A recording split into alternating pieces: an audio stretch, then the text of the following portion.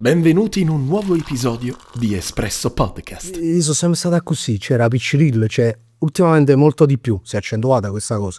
Però quando uno parli, da capo Sei sempre andato da quello, sono andata parte. Sì, a volte pure io faccio difficoltà a m'acchiappare, dici, stiamo qua. Infatti questa è una cosa sulla quale sto lavorando molto, sul concentrarmi sul presente. E magari indirizzare questa creatività sulla musica. Anche. Però parlo proprio a livello personale, infatti ho iniziato a meditare in questo periodo, la meditazione, il respiro, la lettura, sto leggendo Quello tanto. serve tantissimo, frate, serve tantissimo. Veramente tanto, anche perché noi siamo sempre distratti da questi cazzo di telefoni. Poi tu come artista non puoi essere più soltanto artista, tu devi seguire anche il trend, l'hype, la musica, i numeri, quindi stai... Ti brucia il cervello, fra io e i social a me cioè io ho un rapporto tossico con internet, con TikTok, a volte mi manda in ipnosi e non me ne accorgo, sto le ore intere a scrollare, a vedere i numeri, ad aggiornare, a vedere se qualcuno mi ha mandato un messaggio, a pensare, convinto che io in questo modo sto lavorando. Bravo. Cioè lì capisci l'illusione qual è? Qual è questa? Che tu dici sono connesso con la realtà, sto facendo. Convinto che io sto lavorando, sto studiando, sto pensando, invece sto perdendo E invece 3 ore a vedere il video di un cane. E di creatività non mi è venuto niente, esatto, non mi è venuta un'idea. Sto solo chiagnando un gol, che numero. Io penso che questa è una cosa un po' che viviamo leggermente, chi di più, chi di meno, un po' tutti. Sì, ma l'artista secondo me, ecco, il musicista è capace Molto di più. molto di più, perché come hai detto tu con sta roba ci lavora, e infatti molti dei tuoi colleghi, ragazzini, mi dispiace da morire. Io, non ti sento più.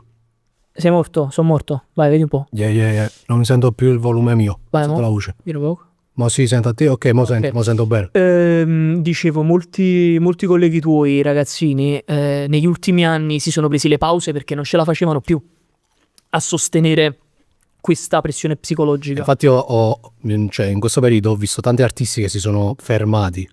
Di più gli artisti, perché penso gli artisti sono sotto i riflettori, allora ce ne accorgiamo quando uno si fece Angelina Mango, bravo. grande successo, subito ferma. Come si chiama? Farfalle, la Giovanni, come si chiama? San Giovanni. San Giovanni, esatto, che ho visto che sta ripubblicando proprio in questi giorni, infatti mi fa piacere. Io proprio a lui, quando scrisse che si ritirava un po' gli scrisse un messaggio che mi dispiaceva, che speravo che si riprendeva, e infatti mo sono contento che l'ho rivisto di nuovo attivo. Anche perché quando vi vediamo online, vi vediamo attivi, che ripartite vuol dire che state anche bene mentalmente, no? Che è ripartita la macchina vuol dire che siete tornati un po'. Esatto, che magari uno se la sente di nuovo, se la sente di ritornare in gioco. Comunque vivere tutto così estremizzato, cioè l'artista, cioè quando un artista pubblica un brano, quando pubblica un disco, non è solo ho pubblicato quella cosa, quel brano online e i numeri sono quelli che sono. Cioè quando tu pubblichi un qualcosa, cioè per l'artista è come se tu stai all'agonia, cioè quando le cose, cioè come se tu vuoi tenere Pumarolo un gol, cioè ti senti proprio attaccato come le streghe nei film del Medioevo, Poi soprattutto così, fra. in quest'epoca del social, che poi alla fine, no, per aggiungere una cosa al tuo discorso che per me è giustissimo, lo condivido, è che non essendo una cosa naturale, cioè nel senso un artista oggi, o comunque chi si espone sul social, è sotto ad una caotica massa casuale di persone dalla mattina alla sera, e quindi questo boom mediatico magari non è manco parallelo alla crescita dell'artista a livello umano, capito che ti voglio dire? Quindi magari non lo sai manco vivere, non lo sai manco gestire, capito? Tra l'altro tu dovresti fare solo musica. Tu dovresti pensare a pensare al like, pensare alla ricondivisione. Oggigiorno come fai a pensare solo alla musica? Cioè vedendo come è diventata la musica, che dipende da TikTok, cioè oggi la musica dipende al 70% da TikTok, cioè incredibile, cioè è una fortuna ed è un danno enorme allo stesso momento. Proprio perché come dicevi tu, cioè tu sei esposto a milioni di persone che ovviamente non ti conoscono, non ne sai, quindi ti prendi il giudizio del primo passante che per caso ti dice ma come sei busto di chista? O prima vecchio che passa e ti dice ma che si vuoi due no, su di te tu ci stai male. esatto, e tu paghi personalmente dici ma sono mille faccio schifo perché chi stai così. È chiaro. Ma è giusto, fra. E vogliono oggi perdere una capo, cioè, e lo dico io che comunque essendo consapevole, sempre stato consapevole di quello che faccio, infatti dove ognuno nasce giudicato, il mio nome significa proprio questo, Dong, D-O-N-G.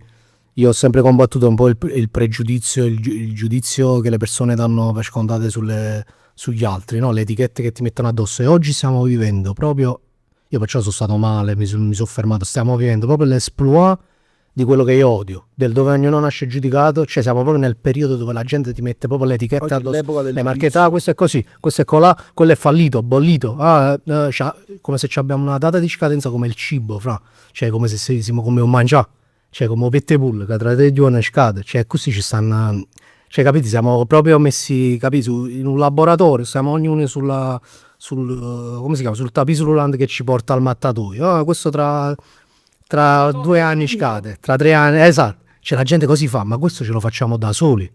Cioè questa cosa ce la stiamo creando da soli. Cioè stesso noi tra di noi. E ovviamente anche secondo me, parlando della musica, ovviamente, perché poi è un discorso che secondo me va pure sul cinema, sui film, va su tante altre cose. Però la musica è stressata. Esatto. Parlando sulla musica, le etichette discografiche secondo me sono... non dico colpevoli anche di questo modo di fare, però danno modo di fare così. Cioè, capito? Cresci, fai, via, cresci, fai, Esatto. fai. Fine. E questo secondo me sta distruggendo non solo la musica, ma le persone che ci sono intorno alla musica, dietro la musica.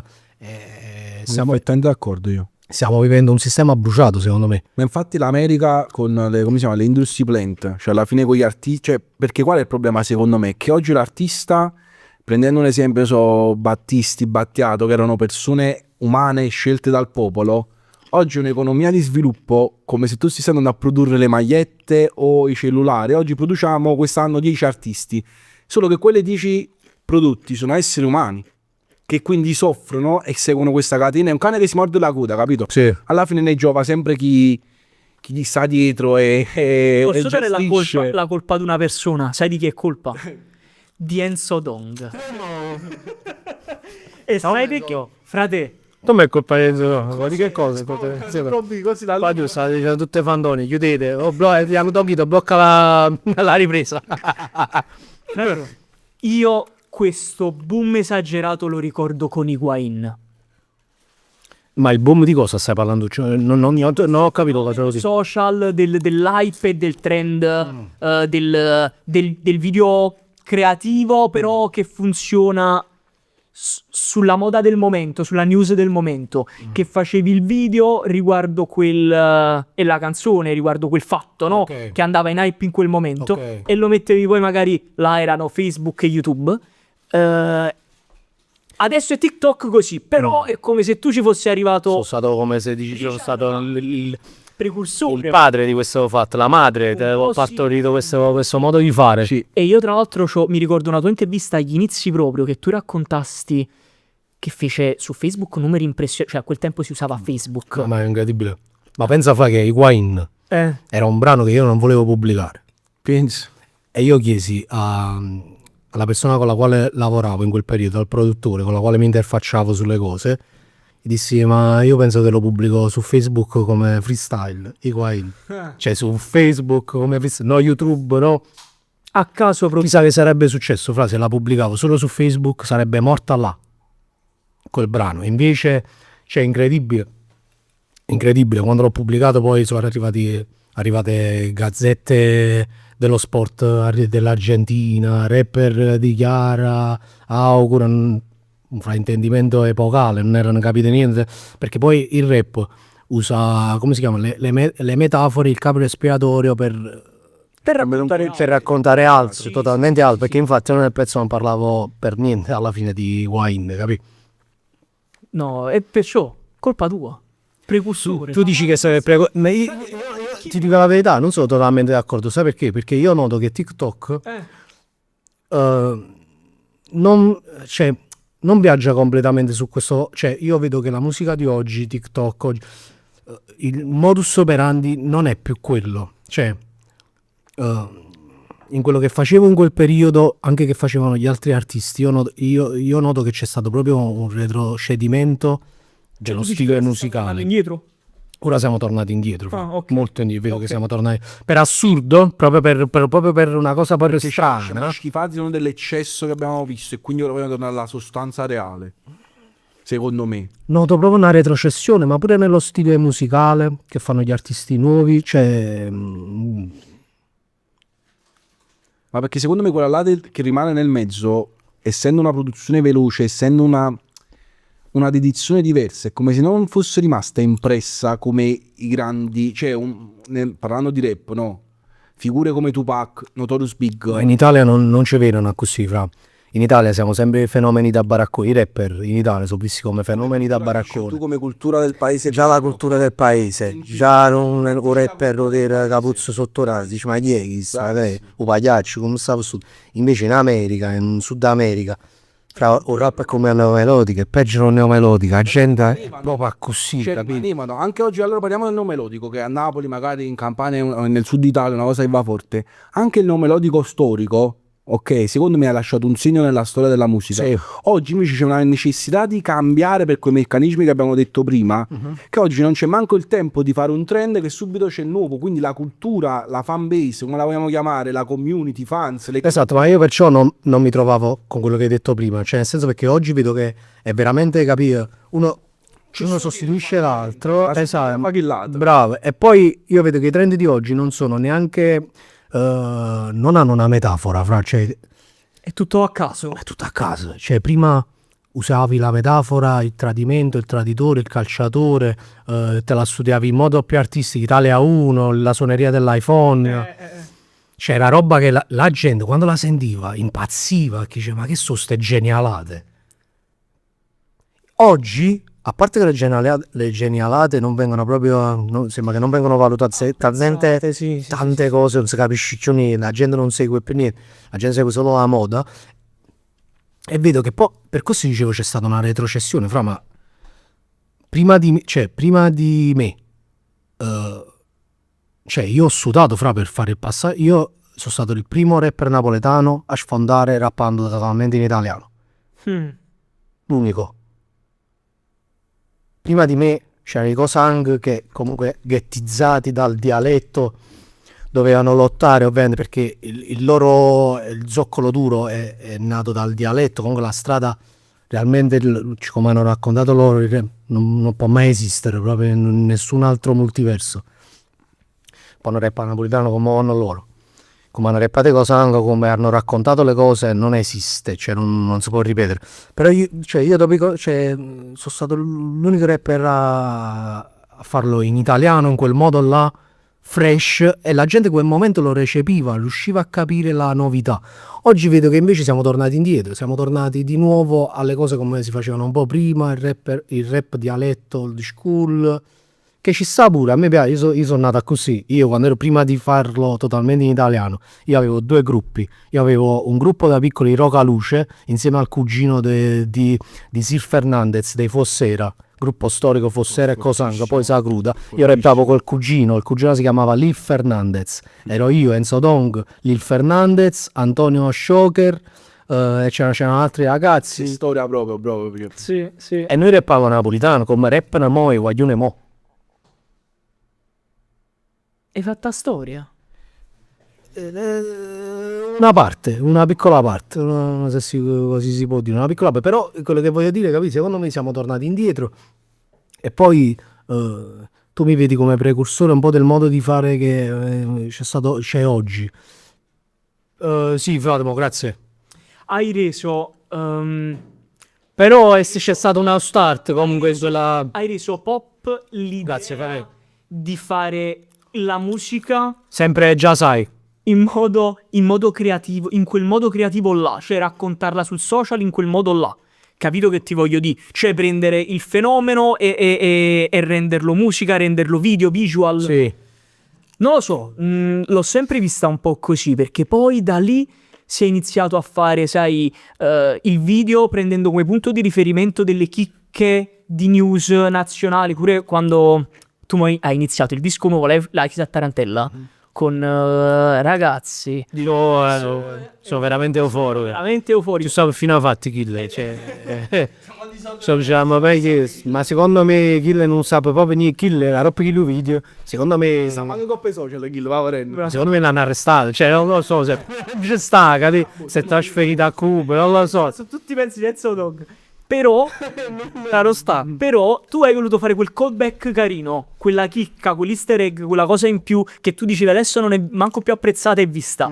Perché nessuno magari sa che quella roba là tu l'hai messa già precedentemente. Dopo quello per me esatto era un riporto della La storia. Al ver- esatto, è un continuo della mia storia. Esatto, a prescindere da quello che la gente capisce o non capisce, esatto. Secondo me oggi è più un trend, cioè nel senso oggi è più il trend, quello che hai detto tu pure prima, di prendere la notizia e farla tanto per. Ma questa è una cosa che secondo me, cioè come Ci fai il denuncia, brano sopra o il freestyle però sopra. il rap teoricamente si Hai usato sempre meno... sì, Il cazzo che sta dicendo Enzo il Gaffè. Like, so che cavolo ci piace qua fuori. Se è calato voglio, se è calato un po', chi si muove, dite un attimo, ecco là.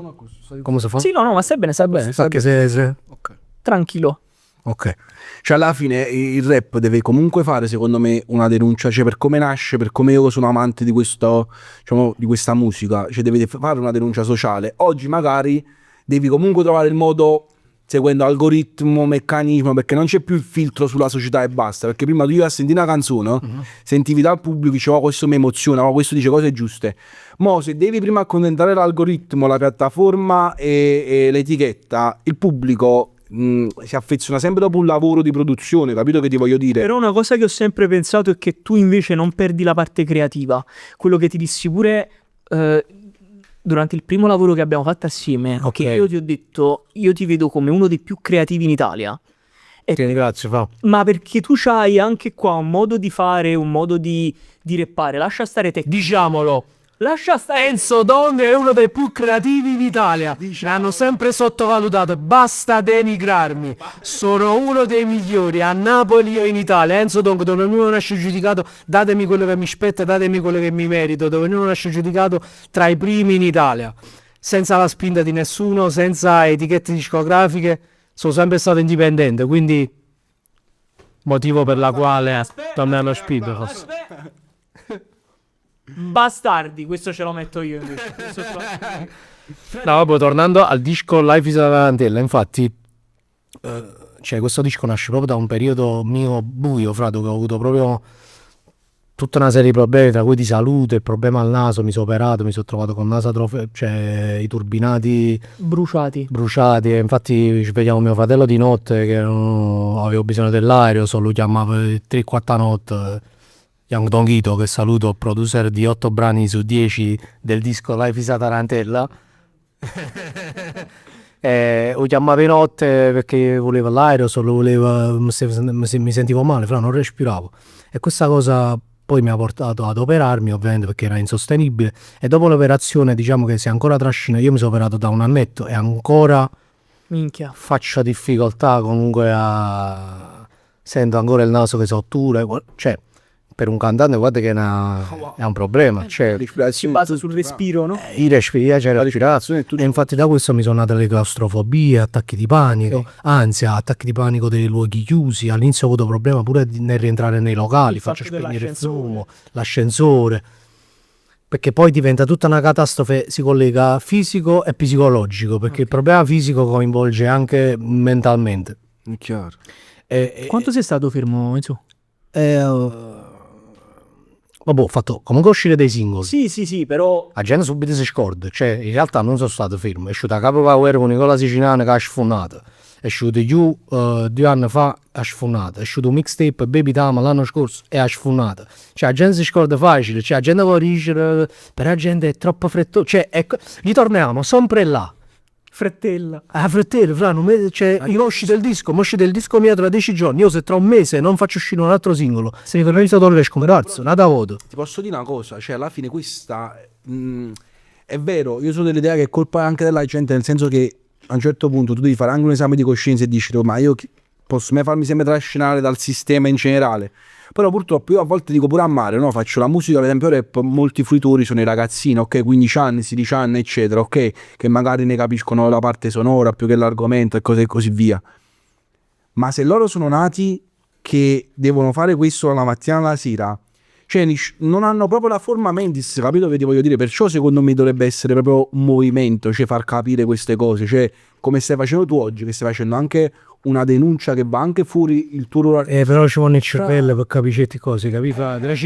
Forse siamo in pochi che certe cose le capiscono, perciò non stiamo a parlare. Quanti limiti, però capi quanti vincoli, il tempo, la velocità, la capacità, la consapevolezza, come dice Tedua, che io per me è una grande fonte di ammirazione e di ispirazione, la consapevolezza è il metro di misura della coscienza. Nell'apparenza stavo perdendo la mia essenza. No, nell'apparenza stavo perdendo la mia essenza, ma prima di questo, di perdere la tua essenza, c'è da sta consapevolezza, ma se ti hanno messo 4 anni stu cosa umana, Giustissimo. ma tu sei manca 3 o solo, ma Siamo fortunati perché comunque ci siamo vissuti metà adolescenza senza smartphone, senza il veleno, ma sì, no, mettere prima 3 fuochi. Ma sai che pure e poi 3 fogli E le moto, le tire schifo. Si mette un fuoco per sparire la funzione. mi diverto solo se guardi, ascoltate il nuovo disco Life is a Tarantella, anzi non ascoltatelo perché fa schifo, quindi non ascoltate il nuovo disco perché fa schifo.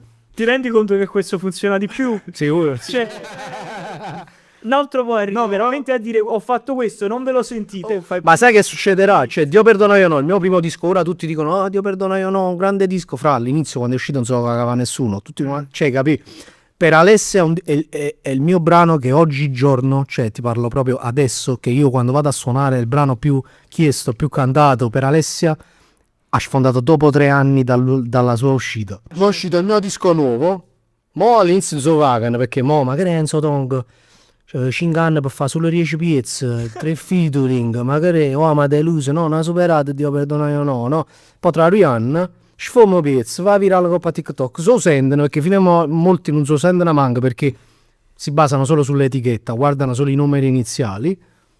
E dicono no, non mi sento perché non mi piace, cioè non se l'hanno manco sentito, non ci piace, non è buono. Poi tra Rihanna dicono ah però pezzo Life is a Tarantella, weekend a Roma, oh però pezzo che fascista. Cioè capite fra come è diventato oggi. E la gente non sa che io questo disco contrattualmente, questa è una cosa, è una chicca che dico, mo in questo momento ancora non l'ho detta in nessun modo, neanche nelle storie, non l'ho spiegata. Contrattualmente questo progetto non era un disco, io praticamente ho firmato questo progetto nel periodo del Covid, prima del Covid, dove il Covid non esisteva. Anzi no, proprio quando è arrivato il Covid, scusami, mo sto ripercorrendo è passato un po'. È arrivato il Covid, disastro totale, io dovevo fare il secondo disco, che facciamo? Che non facciamo? Non si può scendere, non si può dire, non si può fare niente, a ricordo, non si poteva ir da nessuna parte. Come faccio? Non dico, come faccio agli in studio, caro Wag? Come sa da fa? Decidiamo, io e la mia etichetta indipendente, perché ricordo che sono artista indipendente fino ad oggi, di fare un EP. Quindi firmiamo un EP di 7-8 brani, un EP sono 7-8 brani. Ok, lo decidiamo, lo concordiamo e nel frattempo io non tenevo manco un studio per registrare, perché non sapeva, era io, non sapevo come era fa. Comunque fatto sta che passa tempo, faccio uscire dei singoli sporadici e questi singoli vengono presi già come parte di questo EP, quindi è come se oggigiorno il mio EP già fosse uscito a pezzettini, a Capo Power, You, era quelli, capito? Ho dovuto far parte di questa roba qua. Quindi mo mancavano 4 brani. L'etichetta mi ha detto guarda per noi dobbiamo far uscire 4 brani e abbiamo chiuso il progetto che dovevamo fare. Quindi io oggi, mo che è uscito Life is a Tarantella, che ci stanno, la gente dice ah solo 10 canzoni, dovevano uscire solo 4 brani. Sono 5 anni che lo stai pensando. Contrattualmente, io questa cosa dice come già fa. Ho convinto ovviamente il mio manager mano a mano, aggiungiamo un pezzo, aggiungiamo un altro pezzo, sono arrivato al limite di quello che potevo fare, 10 brani. Perché ovviamente volevo far contenti i miei fan, ho detto mi hanno aspettato per 5 anni, ci lungo un EP e 4 brani, e chi lo mi sputa non faccio. E ho fatto in modo di arrivare ad almeno 10 brani, capì? Però posso dire, E li ho fatti uscire. non l'hai fatto per accontentare qualcuno, perché i pezzi sono tutti bellissimi e tutti Ti ringrazio. Tra l'altro, No, però la gente non lo sa, dice ma solo 10 pezzi. Cioè questa cosa, ci tengo a farvela sapere, ragazzi da casa, che mi seguite. Il progetto che doveva uscire dovevano essere solo 4 brani. Ho fatto in modo che fossero 10, contrattualmente per legge dovevano essere solo 4, ma io ho insistito per aggiungerne altri 6. Perché ci tenevo a fare comunque, cioè, Diceva come mi presenta con 4 brani, con 10 non sono contento, a poco, cioè 4 brani, cioè ne più 4 brani, ma cosa ne fanno, capì? Quindi questa è una realtà che ci tenevo a spiegare. No, ma poi a parte è bello. Ovviamente non è una cosa contro nessuno, sono accordi che si sono decisi in un momento e purtroppo uno li deve rispettare. Poi abbiamo chiuso un occhio e ovviamente capendo la situazione io comunque non potevo uscire solo. Perché questa è anche lavoro e di conseguenza Esatto, quindi volevo andare incontro ai fan e far contenti pure un po' chi mi segue. Bello sto fatto che mo vedi parlando, poi escono certe cose, poi io mi piace osservare le persone, ascoltarle, no? Tu ci tieni tanto a dare spiegazioni, a dire però non vorrei essere frainteso, vorrei che il mio pubblico mi capisse, vorrei che le persone migliorassero. E continua a non essere capito, fra. Però posso dire, non la perdere sta cosa perché secondo me E continua a non essere capito, ho però. capito ed è il problema di quelli che vogliono essere capiti. Il problema di quelli che vogliono essere capiti, e te lo dico perché io ci sono passato nella mia diciamo esperienza personale, è che più si vogliono essere capiti, più non si fanno capire. Se tu invece secondo me lasci andare tutti quei pensieri che pure mi hai detto prima per strada, li lasci frate proprio fuori perché sei Enzo, poi sei Enzo Dongo, poi sei un grande colosso del rap, ma come uomo li lasci andare, vedi che troverai molta più gente che ti ama, secondo me, proprio come maturazione umana. Sì. Magari i tempi sono cambiati e quindi la gente non dà valore a quello che tu magari davi valore 20 anni fa, quando diceva per me o rapper cosanga, così, le bar, le cose, queste cose, questa cultura è cambiata, però l'essenza umana, secondo me, frate, si una te, non sguardo che ti tu, la parola che ti tu è kill, bro, e arriva pure tutto questo cazzo di schermo che ci hanno imposto per comunicare alla gente, capito? Infatti prima parlavamo proprio di questo, mentre venivamo qua, parlavamo, cioè poi non da niente, ci siamo trovati subito sul discorso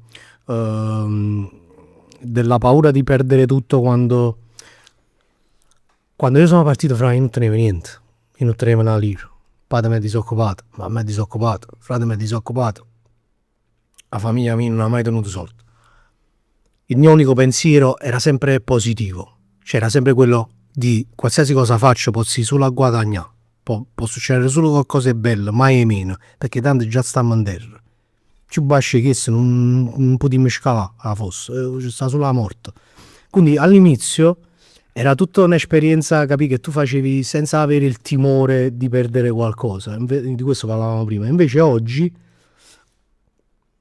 più in alto arrivi, e più quando poi scendi, quando ti è pesante, ti distrugge psicologicamente, fra. La domanda. Io sono caduto in depressione, fra, per questo fatto, per questa storia.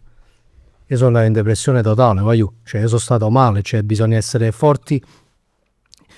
Ho fatto anche terapia dallo psicologo, lo psicologo mi ha proposto delle medicine che io ho rifiutato. Che ho detto no, io ce la voglio fare da solo, senza, voglio meditare, voglio leggere, mi voglio allenare, voglio venire a fare la terapia, ma io medicina mi piglio. Io ce la già fa capa me, ce la già fa solo lì. E oggi sto ancora lottando con questa cosa che dico pubblicamente, che io faccio difficoltà a fare interviste, cioè non sembra mo in questo momento, ma lo potete confermare poi, 5 minuti prima di iniziare, se fate cagate in mano, ci voglio, io mi blocco, non riesco a parlare, no.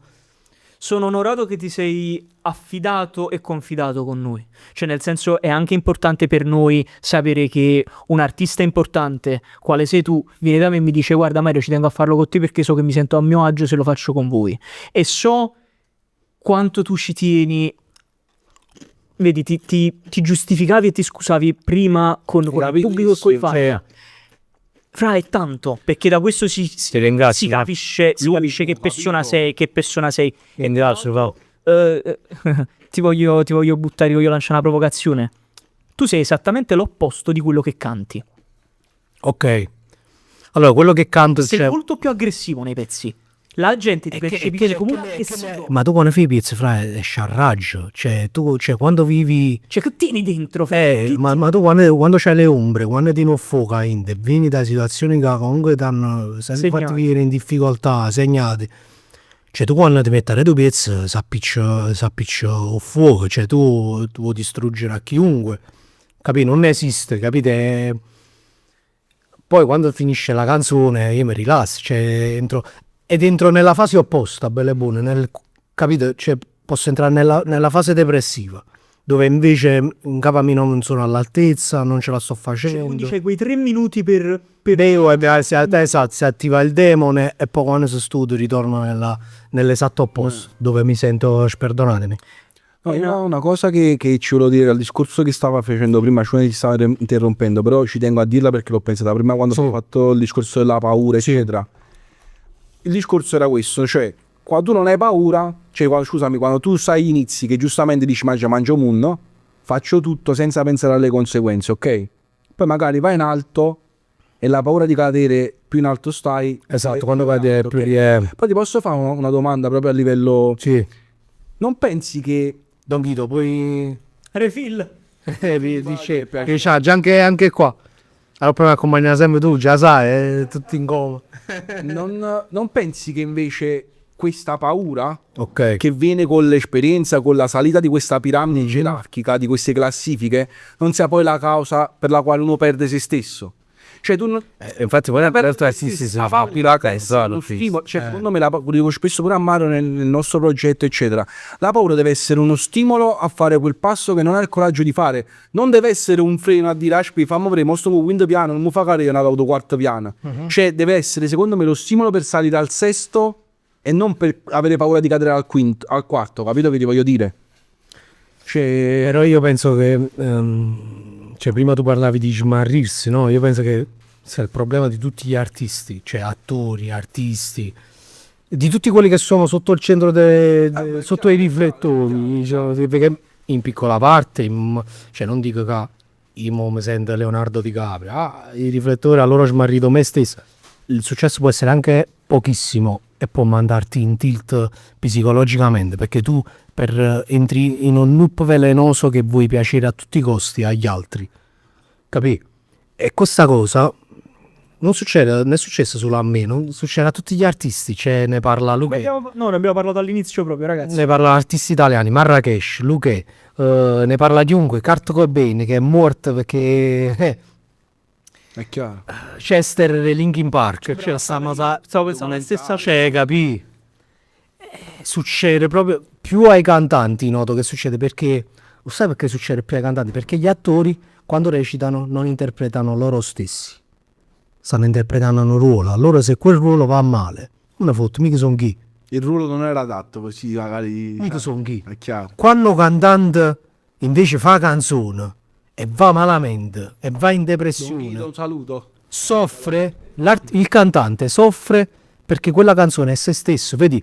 Noi abbiamo questa cosa proprio di, no di giudicare, però di dire che nelle canzoni un artista deve essere se stesso, no? Invece nei film non è così. L'attore ha da recitare, non vuole. Invece nelle canzoni uno deve essere se stesso, ma pure nelle canzoni si può recitare un ruolo, cioè comunque sono prodotti artistici. Io posso disegnare un quadro che a me non racconta di me, ma che rappresenta una mia fantasia. È la tua espressione artistica. È la mia espressione artistica, anche il brano può essere una mia espressione artistica. Non è detto che scendo che faccio pazzo tutte le giorni 24/24, magari un periodo lo facevo, io parlo, mo parlando di me, in questo momento qua, io prima ero proprio pazzo, io ero uno pazzoide, cioè come mi apriva così ero. Oggigiorno si attiva la demon time quando faccio i brani, però ovviamente sono cresciuto, sono maturato, sono più, sì, poi ho tutta questa serie di problematiche ansiogene nate dal naso, da tutti questi tutto questo periodo oscuro che sarà un po' così una cosa. Tutto questo periodo oscuro che c'è stato che comunque ti fanno un po', no, tirare il freno a mano, però diventi più responsabile, meno caotico. Prima si voleva fare una stronzata così, mo su due piedi la facevo, mi alzavo e facevo finta che capiscevo, andavo a mettere un caffè. Questa cosa di raccontare. Perché farla? Non sento la necessità in questo momento, cioè, ma poi alle persone voglio lasciare pure un messaggio, non posso fare solo sempre la pazzia, cioè può essere bella fino a un certo punto, la faccio ancora, l'abbiamo fatta 5 minuti fa. Però capite che voglio dire, cioè comunque si cresce, è inevitabile per tutti, cioè, Questa crescita tua è stata molto improvvisa, perché tu veramente hai fatto il brano che poi ti ha lanciato, ok? Avevi comunque un tuo passato, avevi comunque, ecco, la gavetta l'hai fatta, poi hai fatto quel pezzo e tra l'altro anche quello dopo ancora, cioè tu hai fatto tipo un trittico perfetto. sì, secondo gli Renne qua in Italia 1 Il pezzo che facevi andava una bomba e sfondava, cioè quasi non si aspettava altro che il pezzo di Enzo Dong col video nuovo, perché te lo devi vedere e vedere l'ultima follia di Enzo, ok? E la gente stava là ad aspettare questo come se fosse stato, ecco, il nuovo film, il nuovo cinepanettone, va bene? Quando tu hai passato tutta quella roba lì hai voluto, ecco, poi vabbè, è successo quello che è successo, sei entrato un po' così, l'hai presa a male forse per alcune situazioni di vita, eccetera. Questo downfall, questa caduta di cui parli, questa cosa che hai vissuto, com'è andata? Cioè dal fare il brano, il feat con il top italiano in quel momento, cioè tu comunque hai, non dico scoperto, Posso chiarire una cosa, cioè nel senso, io non cioè, musicalmente parlando, non sono calato perché ho fatto delle cose e ho fallito. Io sono calato perché sono stato più assente, ho pubblicato meno e perché non sono sempre stato un artista indipendente, quindi supportato poco. Economicamente. Supportato poco. Mi sono fatto fare un pezzo con mio fratello Sfera e Basta dopo un mese dall'uscita del disco Dio perdona io no, e il mese dopo con Marrakesh, il mese dopo con Da Supreme, il mese dopo con adesso stavo parlando con Enzo Sol che era sempre primo in Italia, ma diverso. siccome mi manca questo e quindi è facile oggi, capite, dire, ma io semplicemente mi sono rallentato perché comunque vedevo che mi mancava un supporto, dicevo ma perché non mi supportano, perché certe cose a me non arrivano, perché queste cose a me non stanno arrivando, eppure sto spaccando, è evidente, tutti dicono, cioè era evidente che si è sto raccontando io con gli occhi miei. era evidente. Si è fermato? Qua sta tremando pure un po'. Sì, vabbè, sta andando. Gli hanno tocchito, se dico cose che non devo dire, fermami. Solo tutto il mondo con sta canzone. Cancellalo!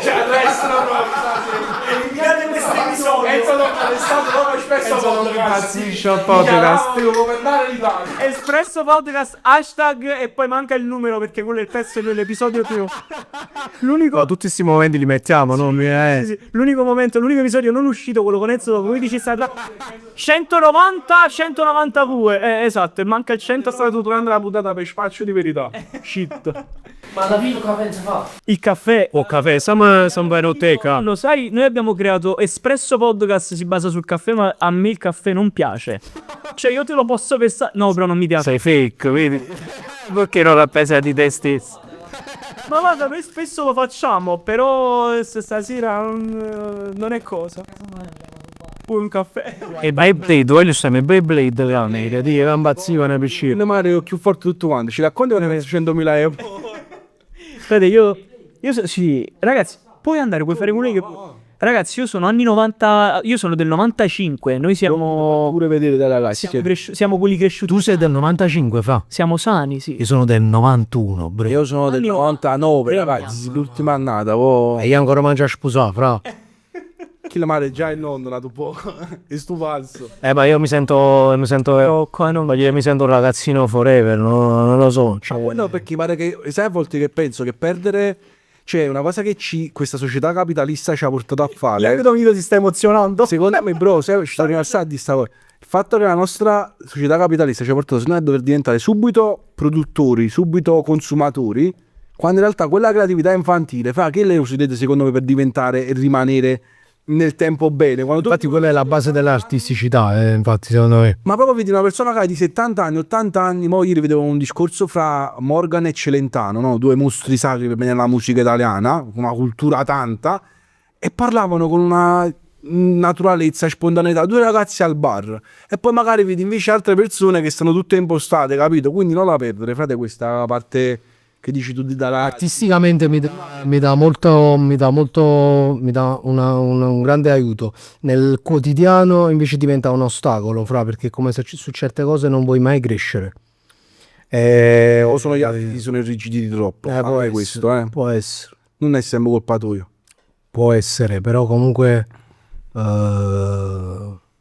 cioè io e mio fratello abbiamo vissuto un passato, diciamo, un po' pesante, no? Comunque dal divorzio dei miei genitori sembrava che all'improvviso dovevamo crescere per forza da un momento all'altro, eravamo tra virgolette soli, capite, a casa. E quindi è come se poi abitasse con Digliano, quindi vabbè, parliamo di casa. Federico quando scendeva fuori dalla casa che succedeva? Cioè se comunque Rione Canguanella for life, Dong dove non nasce giudicato, E non ti dico che mi trovavo poi in Torione, essendo un bambino, io il quartiere lo vivevo molto per un periodo, essendo un ragazzino, vivendo con il divorzio dei genitori, dove i genitori sono un po' assenti, purtroppo non gli faccio una colpa perché anche io da genitore forse avrei sbagliato allo stesso modo.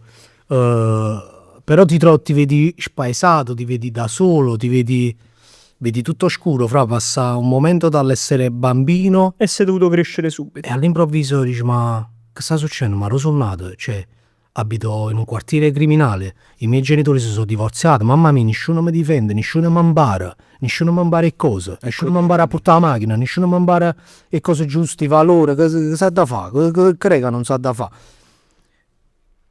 Io penso che al posto mio un altro ragazzo fra avrebbe fatto totalmente altro da quello che ho fatto io poi alla fine. Cioè perché io comunque ero ad un passo dal dire io non volevo lavorare, fra io sotto a un mastro di lavoro non ci sarei mai voluto andare. E già pensavo, per fortuna però comunque i miei genitori di sani principi comunque mi hanno fatto fare scuola, comunque ho fatto il liceo artistico, ho finito il liceo artistico nonostante le cose che c'erano attorno, le divergenze, i problemi che c'erano. Comunque poi a un certo punto, grazie anche pure comunque qui, la scuola, il liceo artistico comunque mi ha aperto la mente. Io quando sono andato al liceo artistico comunque ho trovato un mondo di persone totalmente diverse da quelle che vedevo sempre in quartiere, alle medie, che era solamente l'ambiente rionale di tarantelle, ragazzi che spacciavano, che si erano accattati a Transalp, che soldi della droga, solo che lo facevano, mangiare a piccirillo, cioè c'ho amici miei che un amico mio è morto, cioè è morto da piccolo, capì, per droga. Che non hanno avuto magari anche la musica che li ha salvati, capito? A te la musica ti ha veramente salvato la vita. L'arte fra mi ha salvato, cioè più che, cioè la musica ovviamente, però il liceo artistico, cioè la scuola, poi mo voglio fare un messaggio cosa così ai ragazzi. alla scuola, perché poi a volte qualcuno dice la scuola, vai già a fare la scuola. A me il liceo artistico mi ha cambiato la mente, mi ha portato a capire la musica a 360 gradi. Ovviamente sono sempre stato fan del rap anche prima di andare al liceo artistico, però una volta entrato al liceo artistico comunque c'era un mondo di persone che avevano delle influenze talmente diverse che con ogni persona che frequentavo fra io vivevo una realtà totalmente diversa. Ero piccolo e scoprivo il mondo dei Nirvana, dei Linkin Park, delle CDC, dei fumetti, dei manga, sempre stato fan come te, come dei fumetti, infatti oggigiorno colleziono i fumetti, prima tenevano a lira e me potevo accattare, seriavo solo all'ora che tenevano. Ci ricordiamo. E io mi potevo accattare un fumetto, oggi mi accattavo il Batman e mi metto là e mi flex, capito come? Ci ricordiamo ancora la tua macchina con Goku di macchina con Goku storica, la Smart con Goku Super Saiyan Blue sulla fiancata. Ora mi farò Vegeta, cioè non lo faccio Vegeta sulla nuova. E comunque il liceo artistico fra mi ha dato. Il liceo artistico è bellissimo. Santissimi Apostoli, liceo artistico a Napoli, centro storico. Che saluto tutti i ragazzi che oggi vanno al liceo artistico, che d'altronde mi mandano sempre messaggi su Instagram. Ma quando vieni al liceo artistico, quando è orologio, che saranno, capite? Io dicevo 10 anni fa a scuola. Ma quando passi al liceo artistico, perché hanno saputo che io ho il liceo artistico. Certo. E non mi doveva ritornarci, io non vado a scuola da 10 anni, non trasino a la scuola da 10 anni. E l'anno dopo che la scuola, cioè diciamo io l'avevo finita, l'anno dopo l'avevano occupata, però l'occupazione stava per saltare. Poi ci vuole solo penso tongo, pensavo che la facette soli, tra 7 a scuola ma tu metti a scuola soli a di 2 persone, fra. C'è l'occupazione tra noi. La scuola è enorme, fra, sembra, è un castello, quello era un ex convento delle suore. Ma quando è subentrata la passione a te? Cioè, quando La gente mi sfruttava, fra, da sempre, fra, io ho sempre saputo che dovevo fare il rap. Però quando è che tra i corridoi di scuola, quando è che bella Già arrivo, già prima di andare a scuola, fra. Ti parlo del periodo in cui eravamo da soli a casa, io e mio fratello, i miei genitori si erano divorziati, mio padre in America, mio padre va in America. Quando sono divorziati? Sì, ero piccolo e ti dico che passava su MTV, partiva il pezzo di Eminem, Lose Yourself, di 8 Mile. Ok. Mi metteva, mi trasportava, dicevo, cioè mi raffiguravo troppo in quella. Lo registravo con la VHS, le cassette, fra. Lo mettevo in TV e le registravo per riguardarmi la canzone, il video ogni volta che volevo. Pensa E comunque fra io non capivo niente quello che diceva Eminem, ma mentre mi sentivo piangevo. Response spirit, queste cose, non sapevo una parola.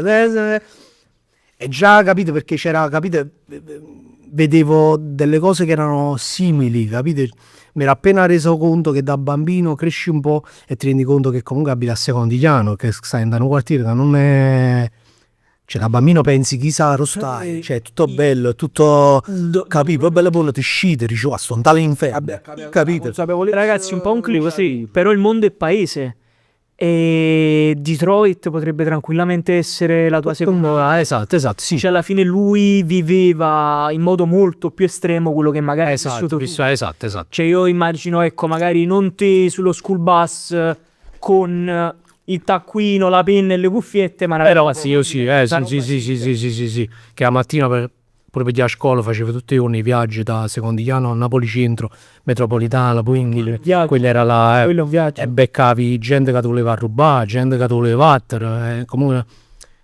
Come stiamo a Napoli, non è che ci facevamo viaggio a gita, comunque ci facevamo una bella attraversata di Tarantella ogni mattina, a chi è venuto. Capito da cominciare la giornata. Poi dici perché stiamo tanto grippati. Tutti stressati a Non ci pensi, no? Ti percorri le fasi della tua vita, dici oh, una semplice scesa ad andare a scuola e a venire, era una tarantella, era una sopravvivenza, fra. Era una sopravvivenza, Stai per caso dicendo che Life is a Tarantella? Live is a tarantella, era troppo sì. È un una tarantella. Mantra. Il tuo percorso adesso dopo il disco, bro?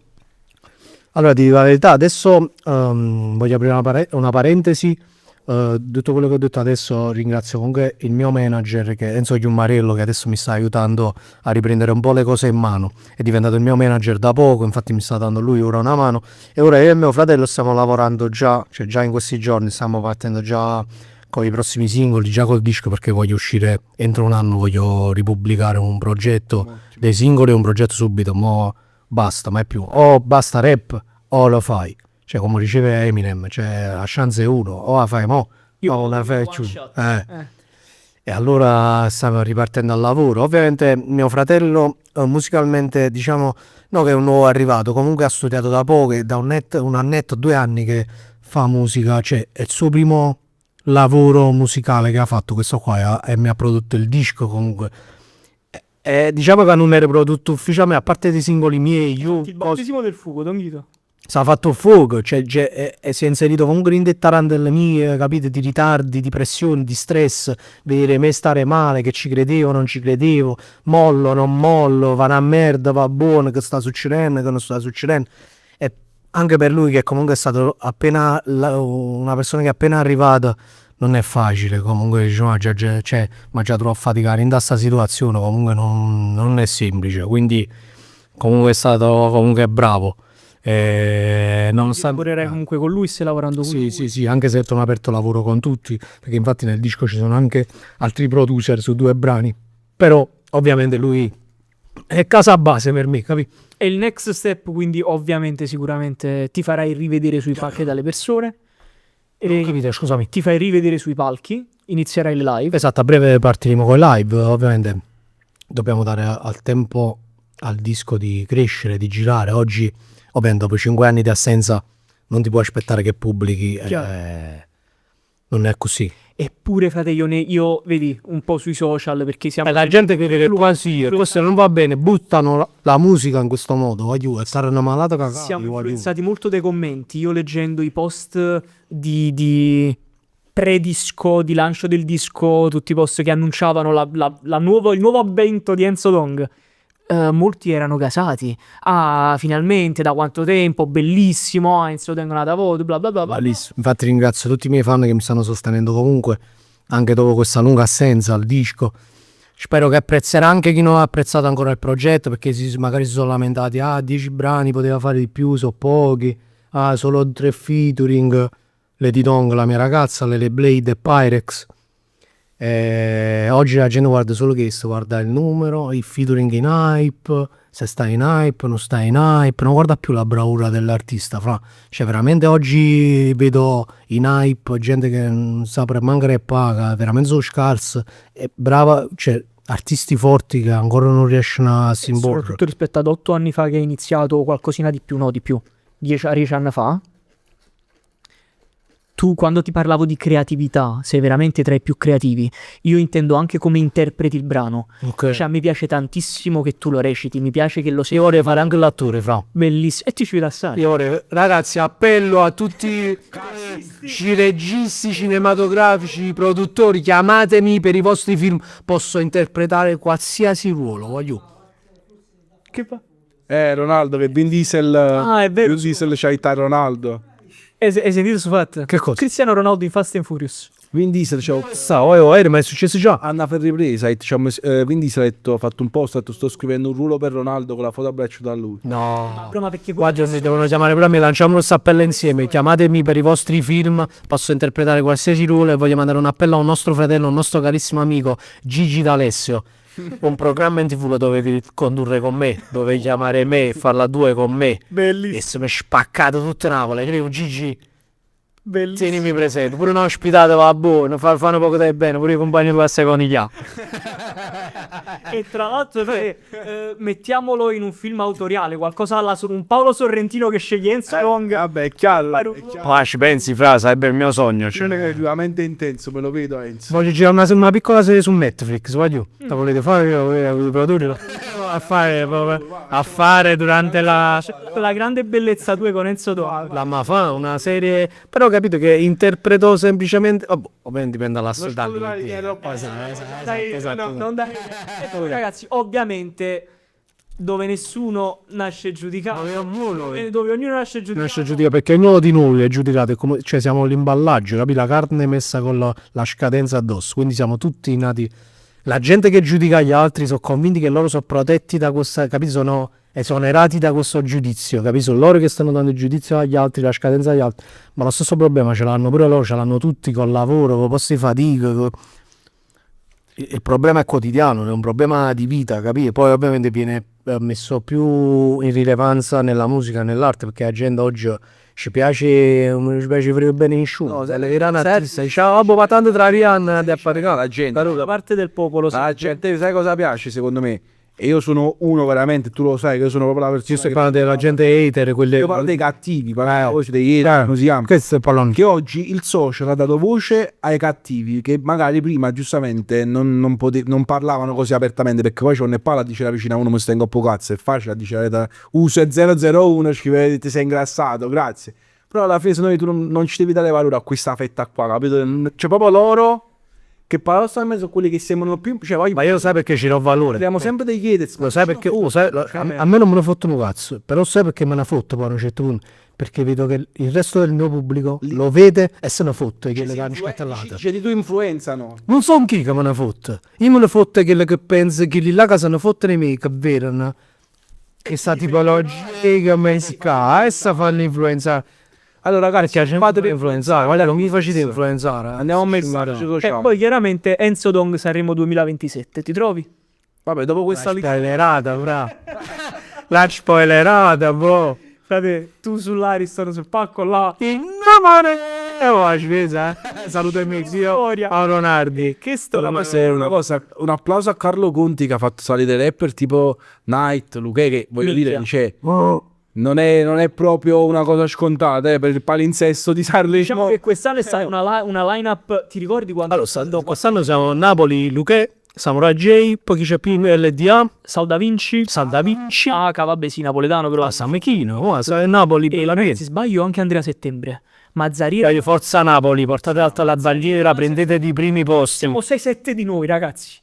Spaccato, vai giù. Spariare. Ma siamo sempre presenti noi napoletani, comunque come godo di questo fatto. Spaccate, Come sì. godo. Io godo assai perché tanto siamo sempre carne da macello. Come vi ho detto, fate il giro a Sanremo, il napoletano, sarà sempre così a vita, ma siamo sempre in prima linea e siamo sempre a combattere. E ti ricordi- Orgoglioso di essere napoletano. Ti ricordi qualche annetto fa quando si diceva ma che dobbiamo fare con sto rap a Sanremo?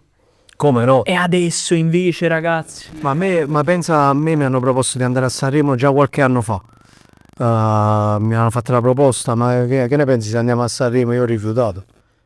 Ho rifiutato, ma ho rifiutato perché non mi sentivo ancora all'altezza. Cioè, Ok. io prima di andare a Sanremo mi già allenato, devo studiare, a già sagliare la coppa, già spaccare. Quindi non era una questione politica del No, esatto.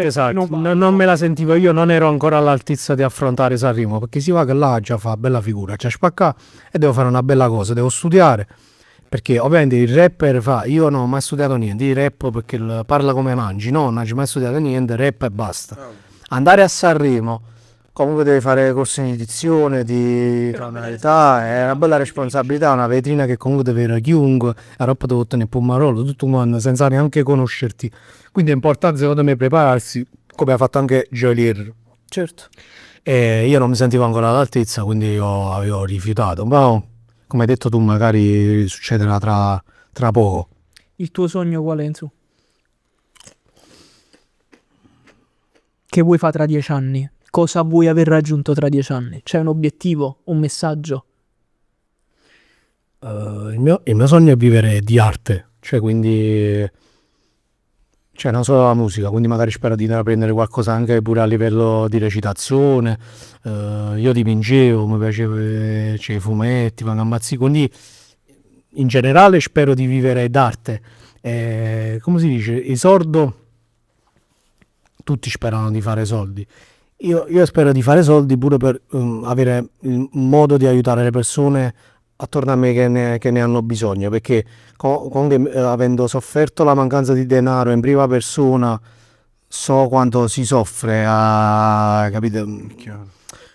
Perché poi non è solo una questione di soldi, il soldo poi cioè, ti inizia a crollare un po' l'aspetto della persona a 360 gradi, i soldi in sacca poi devi guaglione per scendere a cavallo, hai capito? E allora la persona crolla. Perdi anche un po' di dignità ad oggi. Esatto. Perché poi sai cosa è il problema? È che oggi non solo devi avere i soldi per pagare le cose, Quindi giudicato anche per quelli che non hai e soprattutto per quelli che hai. e per quelli che hai poi non è mai abbastanza, perché oggi siamo nell'epoca in cui tu devi avere sempre non la macchina, ma la più bella macchina. Quindi io spero di fare i milioni fra per donare la metà di quello che la metà proprio, cioè Avevo così, fra, pure avevo così. voglio fare un soldi a metà A famiglia. lascia regalare no, in beneficenza, famiglia a 1000, tutto il resto regalato a chi ne tiene bisogno, a metà, proprio a metà e tutti i soldi che posso fare. Per me vi potete comprare le Lamborghini, le Rolls Royce, le Ferrari più belle, ma la macchina più bella resta la cazzo di Smart. con poco. E sai perché? Quella è l'arte, fa. Quello non è status, quello è personalità. No. Quello è È la personalità che conta e dobbiamo tornare a mettere in primo piano, la personalità, voglio. Perché tu vedi che la Smart è fatta diventare più bella una Lamborghini. Che mosso, mi piace assai. Mi piace il suo discorso della personalità, è fondamentale. No, sì. Fondamentale, perché uno oggi l'hanno capito, soprattutto i Wayun Chill 15-16 anni, che oggi non hanno capito che. Guarda, sai che ha detto una frase, ma non mi ricordo che. Forse proprio da noi, non mi ricordo ma la persona l'ha detta. No, l'ha detta Visuchiano, questa è proprio veramente una cosa giusta, che oggi non conta il fatto che tu sei, ma conta ciò che hai, e che l'ho detto pure qualche volta nelle puntate. Alla fine oggi abbiamo dato troppo valore al giubbino, all'orologio, alla macchina, per quello che è il valore oggettivo, dimenticandoci del valore soggettivo, cioè che Mario Miccione con la sua Smart rossa ed Enzo con la sua Smart bianca con Vegeta sono loro che hanno dimostrato che sono loro, perché hanno preso una scelta e non hanno preso la scelta che il sistema gli ha fatto prendere. Guardi, questa è delicata, ma secondo me è importante.